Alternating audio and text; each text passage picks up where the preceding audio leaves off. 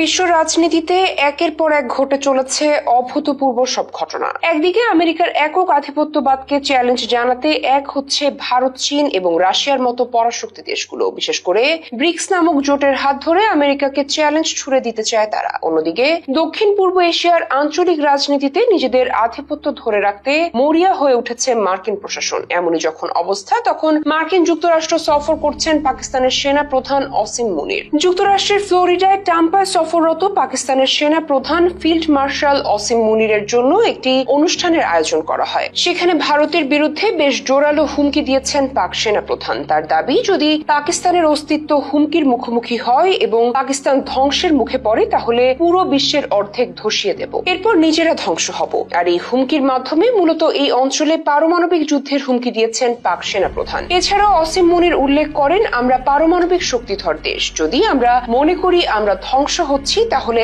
আমাদের সঙ্গে বিশ্বের অর্ধেককে ধসিয়ে নিয়ে যাব। এদিকে গেল 2 মাসের ব্যবধানে পুনরায় যুক্তরাষ্ট্র সফরে গেছেন পাকিস্তানের সেনা প্রধান। যুক্তরাষ্ট্রের রাজনৈতিক ব্যক্তিরা ও বিভিন্ন পর্যায়ের উচ্চপদস্থ সামরিক কর্মকর্তাদের সঙ্গে বৈঠক করেছেন তিনি। উল্লেখ্য, চলতি বছরের মে মাসে ভারত ও পাকিস্তানের মধ্যে 4 দিনের সংঘাত হয়। এর আগে গত এপ্রিলে ভারত নিয়ন্ত্রিত কাশ্মীরের পেহেলগামে সশস্ত্র হামলায় 26 জন নিহত হন। ওই হামলার জেরে পাকিস্তানের সঙ্গে সিন্ধু নদ চুক্তি বাতিল করে ভারত। তখন নয়াদিল্লি হুমকি দিয়েছে, সিন্ধু নদীর পানি আর পাকিস্তানকে দেয়া হবে না। এ নিয়ে পাকিস্তানের সেনা প্রধান যুক্তরাষ্ট্রের ওই অনুষ্ঠানে জানিয়েছেন, সিন্ধু নদীতে ভারতের বাঁধ নির্মাণ করার জন্য তারা অপেক্ষা করবেন। যখনই বাঁধটি বানানো শেষ হবে, তখনই মিসাইল মেরে এটি ধসিয়ে দেবেন। অসীম মুনির আরো উল্লেখ করেন, আমরা বাঁধ নির্মাণের জন্য অপেক্ষা করব। যখন বানানো শেষ হবে, 10টি মিসাইল মেরে এটি ধ্বংস করে দেব। সিন্ধু নদ ভারতের পারিবারিক সম্পত্তি নয়, আমাদের মিসাইলের কোনো অভাব নেই। এর আগে বিশ্ব ব্যাংকের সহায়তায় 1960-এর দশকে ভারত পাকিস্তানের মধ্যে সিন্ধু নদ চুক্তি হয়। এর মাধ্যমে সিন্ধুর অববাহিকা থেকে আসা 3টি নদীর পানি পায় পাকিস্তান। তবে